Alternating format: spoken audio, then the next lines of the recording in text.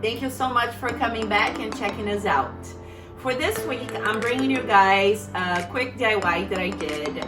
It's on this Ikea rack. It did not belong to me. I found it out on the street. I brought it home. I decided to keep it outside because I thought that it would not go so well within my inside furnishing. So check it out, see if you like it.